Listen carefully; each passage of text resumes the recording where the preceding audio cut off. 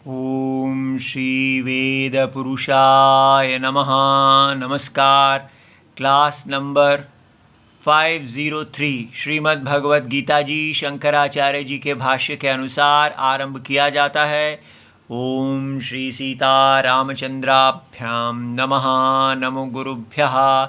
ओम अथ काल देवता श्री विक्रमी संवत् 2082 ज्येष्ठ कृष्ण पक्षः अष्टमी धनिष्ठा नक्षत्रम मंगलवारः उत्तरायणम ग्रीष्म ऋतुः। ओम तत्सत् श्री शंकराचार्याय गुरवे नमः। अर्जुन उवाच सन्न्यासं कर्मणां कृष्ण पुनर्योगं च शंससि यच्छ्रेयः एतयोरेकं तन्मे ब्रूहि सुनिश्चितम्। अध्याय नंबर 5 श्लोक नंबर 1 और पुस्तक है Gita press Gorakhpur, book number 10 Shankaracharya ji के भाष्य वाली पुस्तक। अच्छा जी, तो ये श्लोक अब 3-4 दिन से चल रहा है। इसमें अर्जुन ये जानना चाहते हैं कि सन्यास, कर्म का सन्यास, जो ब्राह्मण क्षत्रिय वैश्य आदि स्वधर्म हमको जन्म से मिलता है,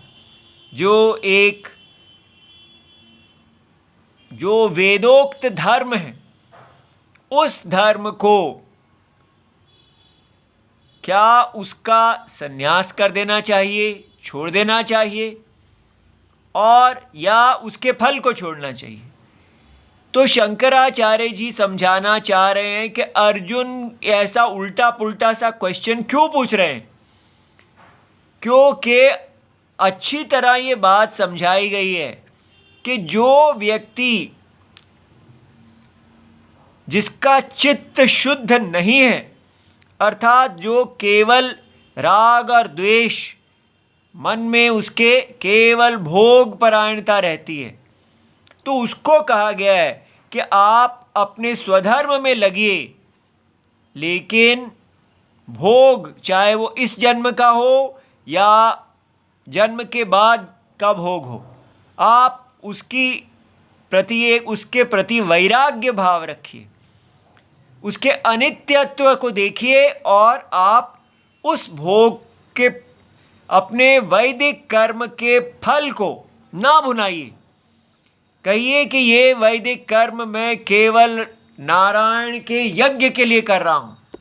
सदा अपनी आंखें नारायण यज्ञ पुरुष पे गड़ाए रखिए।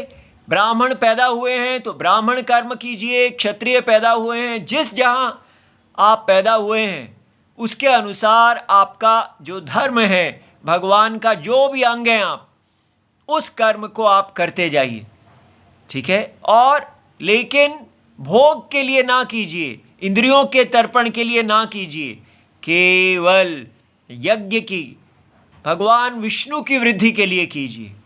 व्यक्तिगत वृद्धि नहीं, समष्टि की वृद्धि, होल की वृद्धि। इस प्रकार जो व्यक्ति कर्म करता है उसको कर्म योगी कहते हैं, और वो इस प्रकार कर्म योग करने से उसका चित्त शुद्ध हो जाता है, उसको ज्ञान प्राप्ति की योग्यता मिल जाती है, और वो अब जब उपदेश किया जाता है तो वो उपदेश सफल होता है, उसका ज्ञान उदय हो जाता है।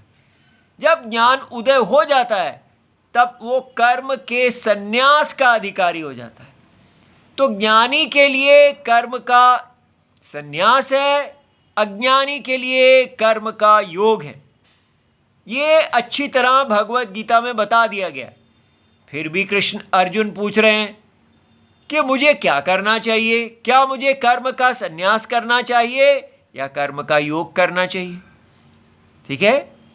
तो भगवान कृष्ण खिन्न नहीं होते हैं, उनकी महानता देखिए। वो ये बात समझ गए हैं कि अर्जुन कहाँ गलती कर रहे हैं।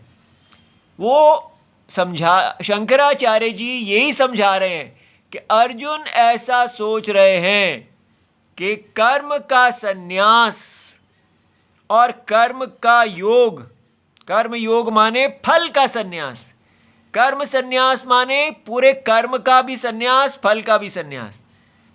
ठीक है, अर्जुन ऐसा सोच रहे हैं कि दोनों अज्ञानी के लिए है। भगवान ने बताया कर्म उसी को छोड़ने चाहिए जिसका ज्ञान उत्पन्न हो गया है, लेकिन अर्जुन ऐसा समझ रहे हैं नहीं, अज्ञानी जो व्यक्ति करता है, अपने आप को देह समझता है, मैं देह हूँ, मैं करता हूँ, मैं भोगता हूँ, वही तो किसी चीज़ को पकड़ेगा या छोड़ेगा। तो इसलिए कर्म संन्यास अज्ञानी करता है और कर्म योग भी अज्ञानी करता है, और वो कहते हैं मैं अज्ञानी हूँ, तो मुझे इन दोनों में से कौन सा करना चाहिए, ये अर्जुन का क्वेश्चन है। तो इसका मतलब ये हुआ, ध्यान से देखिए, अर्जुन ऐसा समझ रहे हैं कि ज्ञान उत्पन्न होने से पहले ही क्या व्यक्ति को कर्म का संन्यास करना चाहिए। ये बात समझ में आई? उनका क्वेश्चन देखिए, वो क्या पूछ रहे हैं, अभी ज्ञान उत्पन्न नहीं हुआ है, हम अपने ब्राह्मण क्षत्रिय वैश्य कर्म में जन्म लेते हैं, ये हमारा नित्य कर्म है, क्या हम ज्ञान उत्पन्न होने से पहले ही कर्म का संन्यास कर दें, या तब तक अपने स्वधर्म में बने रहें और केवल फल का संन्यास करें जब तक ज्ञान उदय नहीं होता। ये बात समझ में आई? तो इसका मतलब ये हुआ कि दो प्रकार के संन्यास होते हैं। एक संन्यास है जो सारे शास्त्र में जिसकी बड़ी स्तुति है, बड़ी पूजा है, और वो है जिसको बोलते हैं परमहंस सन्यासी, जो जिसका ज्ञान उत्पन्न हो गया है, वो परम ज्ञानी है। जैसे याज्ञवल्क्य जी थे, ठीक है, जैसे शंकराचार्य जी हैं, ज्ञान उत्पन्न हो जाने पर उन्होंने कर्म का संन्यास किया। ऐसे लोग बहुत महान हैं, लेकिन शास्त्र में और प्रकार का संन्यास भी कहा गया है, वो है अज्ञानी का संन्यास, जिसमें व्यक्ति अभी उसका ज्ञान उत्पन्न नहीं हुआ है, लेकिन वो इच्छा करता है कि मैं अब अपना गृहस्थाश्रम छोड़ दूं, वानप्रस्थाश्रम छोड़ दूं, सन्यासी हो जाऊं, चतुर्थाश्रम में चला जाऊं। तो ऐसे व्यक्ति को कहा जाता है कि आप अपना स्वधर्म है वो छोड़ दीजिए, लेकिन यम नियम आदि बहुत से नियम देके उसको एक तपस्या दे दी जाती है कि आप इस प्रकार तपस्वी का जीवन जिए। उनको अभी ज्ञान उत्पन्न नहीं हुआ है, लेकिन वो अज्ञानी का संन्यास धारण करते हैं। ये संन्यास जो है ये काफ़ी कठिन होता है, बड़ा तपस्वियों वाला होता है। इसीलिए अब जब इसके उत्तर में आगे भगवान कृष्ण जी उत्तर देंगे, तो वो ये कह रहे हैं, हे बेटा अर्जुन, दोनों कर्म संन्यास और कर्म योग ज्ञान के साधन हैं। माने उनका जब उन्होंने अर्जुन का क्वेश्चन सुना है, तो वो समझ गए कि अर्जुन अज्ञानी के द्वारा किए गए संन्यास के बारे में पूछ रहे हैं। इसलिए वो कह रहे हैं कि अज्ञानी अगर ज्ञान उत्पन्न होने से पहले ही, जैसे कुछ लोग कहते हैं कि अब मैं काल आ गया है, मेरा रिटायरमेंट हो गया है, अब मैं संन्यास लेना चाहता हूँ, तो वो सन्यासी हो जाते हैं। वो ज्ञानी नहीं हो जाते, वो सन्यासी होके एक तपस्वी जीवन जीते हैं। वो जो तपस्या युक्त सन्यास होता है वो अज्ञानियों का सन्यास कहलाया जाता है, ठीक है। और ऐसा जो अज्ञानियों का सन्यास है, तो भगवान उत्तर दे रहे हैं कि अज्ञानी अगर सन्यास लेता है या अज्ञानी सन्यास नहीं लेता, कर्म योग ही करता रहता है, तो इन दोनों की जब तुलना करेंगे तो कर्म योगी ज़्यादा अच्छा है। चाहे अगर अज्ञानी सन्यास ले ले और तपस्वी बना रहे तो फिर वो अपना ज्ञान वहाँ उत्पन्न करे, वो भी साधन है, शास्त्र में कहा गया। लेकिन अच्छा यही है कि आप अपने कर्म योग, जो आपका ब्राह्मण क्षत्रिय वैश्य इत्यादि धर्म है, उसको ना छोड़ें, उसके फल को छोड़ दें, उसमें बने रहें, बने रहें, बने रहें। ठीक है, ये तपस्या जो है ये उतनी कठिन नहीं है और ये फल देने वाली है। और अगर आप अपने स्वधर्म को छोड़ के आप एक तपस्वी सन्यासी हो जाते हैं, अज्ञानी तपस्वी सन्यासी, तो ये बड़ा दुष्कर है, बड़ा कठिन है। इसलिए इन दोनों की तुलना में आपको कर्म योगी होना ज़्यादा अच्छा है। तो ये समझना है कि इस क्वेश्चन में अर्जुन ने ज्ञानियों का परमहंस सन्यास, जो पिछले अध्यायों में भगवान ने बताया है, उसको छुआ ही नहीं है। अर्जुन का क्वेश्चन समझना बहुत इंपॉर्टेंट है, ध्यान रहे। अर्जुन अज्ञानी के सन्यास और अज्ञानी के कर्मयोग के बारे में पूछ रहे हैं। ये बात आपको समझ में आ गई? यही बात अब भाष्य में कही जाएगी। अब जहाँ से हमने भाष्य छोड़ा था वहीं से पुनर्आरंभ करते हैं। लेकिन मेरा बेटा अच्छी तरह समझ लीजिए, जो आजकल के हम लोग आधुनिक अर्जुन हैं, उनके दिमाग में ये प्रश्न आते ही नहीं कि हमको अज्ञानी में हूँ, अज्ञानी को कर्मयोग करना चाहिए या कर्म संन्यास करना चाहिए आदि। इसलिए आधुनिक अर्जुन पूरी तरह मिसगाइडेड है, गुमराह किया गया है। आधुनिक अर्जुन को इस बात को समझना चाहिए कि उसको धर्म का उपदेश मिला ही नहीं, उसको सीधा ये उपदेश दे दिया गया है कि आपका जीवन के दो इम्पॉर्टेंट पार्ट्स हैं, एक है पैसा कमाना और दूसरा है भगवान को कमाना। तो पैसा कमाने के लिए आपको बाजार में जाना है और भगवान को कमाने के लिए आपको बस या भक्ति करना है या वेदांत पढ़ना है। वो दोनों अलग अलग डब्बे हैं, इनका संबंध ही कुछ नहीं है। तो लाइफ में हम क्या हैं? बाजार धर्म पालन करने वाले। और बाजार में आप राम बन के नहीं रह सकते, आपको रावण ही बन के जीना पड़ेगा। वहाँ पर सब प्रॉफिट के लिए आते हैं और जो माल बाजार में बिकता है उसी को बेचा जाता है। जो धार्मिक है उसका ध्यान नहीं रखा जाता। इसलिए वहाँ आप उस आदमी के दास होते हैं जिसको आपको पैसे के लिए, अपनी पैसे की वृद्धि के लिए वहाँ आया है। तो ये जो हमें मिसगाइड कर दिया गया है कि बाजार जो है वो प्रगति है, बाजार में स्वतंत्रता मिलती है, और जो वैदिक धर्म है उसमें कोई स्वतंत्रता नहीं है। सत्य है, लेकिन एक इसमें असत्य भी है। बाजार में कोई स्वतंत्रता नहीं है।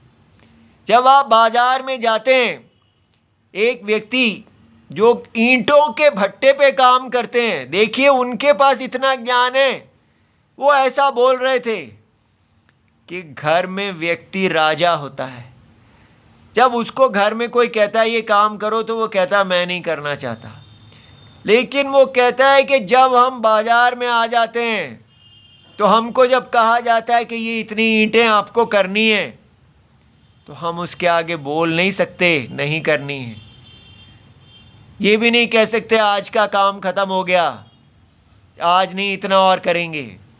जो काम कहा जाता है करना है, नहीं तो गेट आउट। ठीक है? इसलिए चाहे वो आपको नैतिक कार्य दें या अनैतिक कार्य दें, आपको पैसा लेना और जाना है। इसलिए ये बाजार कोई बड़ी स्वतंत्रता देने वाला या नैतिकता का स्थान नहीं है। मोहित मत होइए, लेकिन हमको बता दिया गया है कि अगर कोई स्त्री घर में कार्य कर रही है तो वो तो बिल्कुल वेस्ट है। और वही अगर कहीं फ्लाइट लेफ्टिनेंट, एयरफोर्स पायलट और कहीं का बड़ी देश की सेवा आईएएस ऑफिसर, ये सब बड़ी टीचर, ये सब बन रही है, पैसे कमा रही है, तो वो स्वतंत्र है, वो देश का गौरव है। और जो घर में माँ बनी है, पत्नी बनी है, वधू बनी हुई है, वो तो देश का नाम डुबा रही है। ये सब गलत सोच है। इसी प्रकार लड़के भी, जो व्यक्ति सुंदर पिचाई बने हुए हैं, बड़े बड़े भारत के जीडीपी बढ़ा रहे हैं, लेकिन दूसरा कोई और है जो घर में बैठ के अपना वेद अध्ययन कर रहा है, जो अपने सोच रहा है कि मुझे क्षत्रिय धर्म पालन करना चाहिए, मैं वैश्य धर्म पालन करूंगा, धर्म के अनुसार जीने वाला, उसको बेकार समझा जा रहा है। लेकिन बाजार में खूब ऊपर जाने वाले को सबसे ऊंचा समझा जा रहा है। मॉडर्न अर्जुन भाई, इस प्रोपेगेंडा, इस गुमराह, इस माया, इस मोह से बाहर निकलिए। ये बाजारवाद हमको मोहित कर रहा है, इससे निकलें और आप स्वधर्म के बारे में सोचें।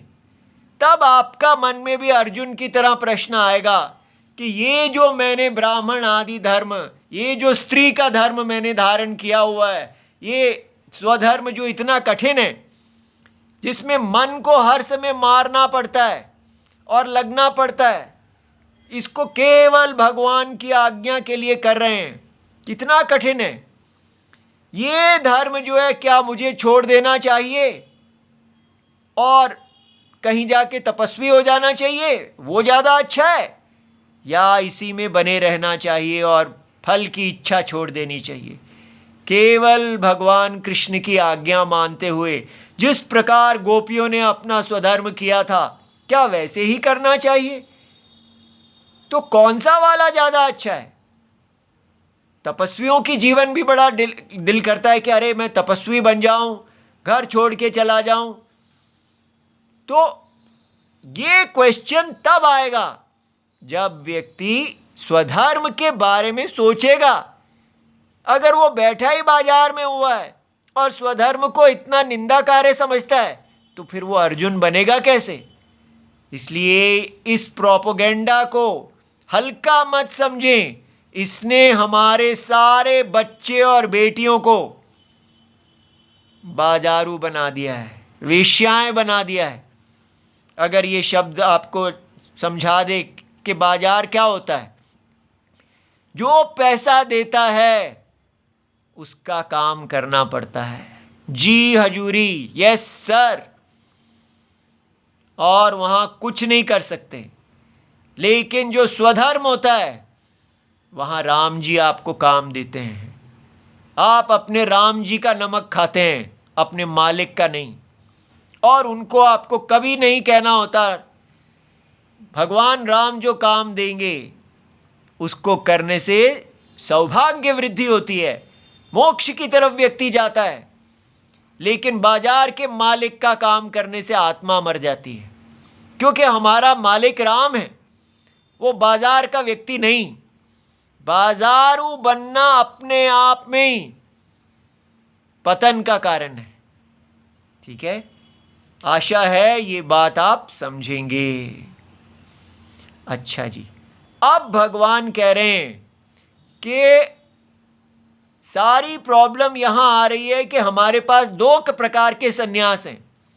एक सन्यास है जो आत्मज्ञानी लेते हैं। वो आत्मज्ञानी का जो सन्यास है, वो आत्मज्ञानी को नहीं कहा जा सकता कि आपके लिए कर्म योग और कर्म सन्यास। तो ये जो कर्म योग और कर्म सन्यास जो अज्ञानी के हैं, याद रहे, ये दिमाग में बिठाइए, अज्ञानी दो प्रकार के ऑप्शंस हैं अज्ञानी के लिए। या वो अपने स्वधर्म में बने रहें या वो तपस्वी हो जाएं। दो सन्यास हैं, ये दोनों अज्ञानी के हैं। लेकिन अब भगवान बता रहे हैं ज्ञानी का जो सन्यास है वो अलग चीज है। और अभी तक भगवान ने ज्ञानी का सन्यास पढ़ाया है, तो इसलिए अभी आप समझिए कि ज्ञानी का सन्यास क्या होता है, तब आपको समझ में आएगा। तो अत्र उच्यते सम्यक ज्ञान मिथ्या ज्ञान तत्कार्य विरोधात, कि सम्यक ज्ञान वो होता है जो सत्य को ठीक प्रकार से दिखाता है जैसा सत्य है। यथा वस्तु ज्ञानम को सम्यक ज्ञान कहते हैं, और मिथ्या ज्ञान को कहते हैं जैसी वस्तु नहीं है उसके विरुद्ध आपका अज्ञान है, आप वस्तु को नहीं जानते तो आप विपरीत देखते हैं। तो मिथ्या ज्ञान और तत्कार्य, ठीक है, एक होता है मैं अज्ञानी हूं और एक है आप उसका कार्य, उस अज्ञान के कारण एक गलत चीज देखते हैं। कैसे? जैसे सर्प है, रस्सी का सम्यक ज्ञान क्या है? यम रज्जू, ये रस्सी है, ये सम्यक ज्ञान है, माने यथा वस्तु ज्ञानम, एज द फैक्ट इज। और अज्ञान क्या है? पता नहीं क्या है। तो जो व्यक्ति वस्तु को नहीं जानता वो उसको विपरीत जानता है, अज्ञान का कार्य, ठीक है। तो यही कहा जा रहा है कि यहां पर भी ये जो दुनिया आप देख रहे हैं जिसमें आपका जन्म हुआ है, आपको पता ही नहीं है कि आपने मिथ्या ज्ञान और उसके कार्य में जन्म लिया है। आप आत्मा को नहीं जानते हैं, और आत्मा को नहीं जानने के कारण उसका कार्य क्या है? ये सारा प्रपंच, ये दुनिया जो दिख रही है, जहां आप एक देह हैं, जहां और बहुत सी देह दिख रही हैं, और आप यहां मोहित घूम रहे हैं, इसको भोग लूं, उसको भोग लूं, यहां पहुंच जाऊं, वहां पहुंच जाऊं। इस प्रकार ये जो सपने लेके आप इस दुनिया में घूम रहे हैं, ये सब मिथ्या ज्ञान और उसका कार्य है। जैसे स्वप्न की दुनिया, जो स्वप्न का ज्ञानी है वो जानता है कि ये सारा स्वप्न तो मिथ्या ज्ञान और उसका कार्य है। तो सम्यक ज्ञान क्या है? केवल अकर्ता आत्मा, एक अकर्ता आत्मा में ही ये सारा यूनिवर्स, महान यूनिवर्स, और ये अनंत लोग, ये जन्म, ये मृत्यु, ये वेद, सारे प्रमाण, सारी साइंस, सब कुछ एक ही आत्मा के अंदर दिख रहा है। इस प्रकार मिथ्या ज्ञान माने जो विपरीत ज्ञान होता है, नहीं जानना, और उसके अंदर उसका कार्य गलत जानना, और उसी संसार के अंदर भटकते रहना। हम स्वप्न के अंदर ही बार बार जन्म और मृत्यु को प्राप्त हो रहे हैं, लेकिन जो ज्ञानी है वो इस सारे से मुक्त है। उसकी दृष्टि में ये सारा जगत सत्य है ही नहीं, इसकी आत्मा सत्य है। तो ज्ञानी तो बहुत अलग चीज है। अर्जुन इसको नहीं जान रहे हैं। अर्जुन सोच रहे हैं अज्ञानी जो है, जो अज्ञानी होता है, लेकिन वो अपने क्षत्रिय धर्म को छोड़ दूं मैं और कहीं जाके तपस्वी बन जाऊं। ये अर्जुन चाह रहे हैं कि अगर इन दोनों में से एक ऑप्शन हो, क्या मैं क्षत्रिय धर्म को करूं या अज्ञानी रहते हुए ही कहीं जाके तपस्वी बन जाऊं, दो। तो भगवान कह रहे हैं दोनों ही जो है वो ज्ञान के साधन हैं। तपस्वी बन जाना भी साधन होता है, लेकिन ज़्यादा अच्छा है कि अपने धर्म को करते रहना चाहिए। ये बात समझ में आई? सम्यक ज्ञान की बात अर्जुन अभी समझे ही नहीं है। अब देखिए भगवान यहाँ क्रम से बताएंगे कि कैसे भगवान ने पिछले चौथे, तीसरे अध्याय, दूसरे अध्याय में अच्छी तरह समझाया है कि ज्ञानी के लिए जो सन्यास कहा गया है और अज्ञानी के लिए जो कर्म योग कहा गया है वो दोनों अलग अलग है। पिछले अध्यायों में अज्ञानी का सन्यास, जो तपस्वी वाला सन्यास है, वो कहा ही नहीं गया है। जो अर्जुन अपने दिमाग में लेके बैठे हैं। तो देखिए, ज्ञान योगेन सांख्या नाम, ऐसा तीसरे अध्याय में जो तीसरा श्लोक है वहाँ भगवान ने क्या कहा कि इति अनेन सांख्या नाम आत्मतत्वविदाम। सांख्य किसको कहते हैं? यहाँ भगवद गीता में सांख्य का मतलब जो आत्मा के तत्व को जानता है। ठीक है। दूसरा एक और सांख्य शब्द भी है, जब कहा जाता है सांख्य दर्शन, वो अलग चीज़ है। ठीक है, सांख्य दर्शन अलग चीज़ है। लेकिन भगवद गीता में जो सांख्य शब्द यूज हुआ है उसका अर्थ होता है आत्मा के तत्व को जानने वाला। तो जो उनके लिए क्या कहा गया है? ऐसा अनात्मवित् कर्तृक, जो अनात्मा को जानता है अर्थात आत्मा को नहीं जानता है, उसके द्वारा किए जाने वाले कर्म योग निष्ठा से। तब इस श्लोक ने क्या किया था? इसने कहा था कि ज्ञान, जो ज्ञानी है, जो आत्मा के तत्व के ज्ञानी हैं, उनकी निष्ठा, उनका अधिकार, और जो अज्ञानी नहीं है उनके लिए कर्मयोग की निष्ठा को अलग किया था। कहा था कि आत्म तत्व विदाम, आत्म के तत्व को जानने वालों का निष्क्रिय आत्म स्वरूप अवस्थान लक्षणया, जो जैसे स्वप्न की साक्षी आत्मा है, जो निष्क्रिय है, ना वो करता है और ना ही करता कर्म को छोड़ के खड़ा हुआ है, वो तो कर्म का साक्षी, कर्म का सत्य है। तो निष्क्रिय आत्म स्वरूप अवस्थान लक्षणया, ऐसे तत्व ज्ञान में, अकर्ता आत्मा के ज्ञान में जो स्थिति है, उसको ज्ञान योग निष्ठा पृथक करना।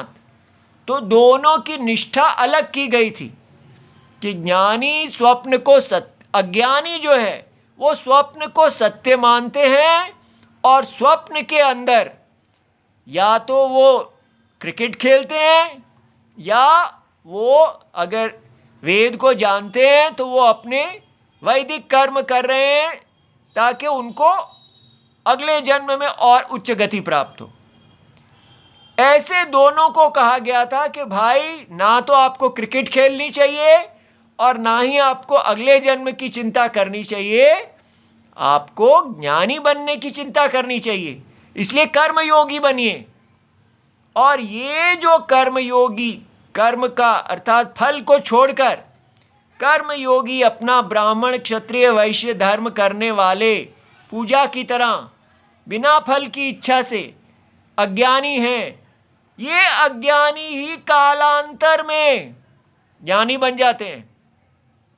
और जब ये ज्ञानी बन जाते हैं तो इनको पता चल जाता है कि आत्मा, स्वप्न की आत्मा निष्क्रिय है, उसके अंदर दिखने वाला ये सारा क्रिकेट और वैदिक दुनिया सब मिथ्या ज्ञान है, उसका कार्य है। वास्तव में आत्मा परम सत्य है, उसमें कोई ऐसी दुनिया है ही नहीं। तो वो निष्क्रिय आत्मा में स्थित हो जाते हैं। ये बात समझ में आई? तो दोनों की दृष्टि अलग है, एक ज्ञानी है, एक अज्ञानी है। एक सांप में घूम रहा है, दूसरा रस्सी में पहुंच गया है, ऐसे।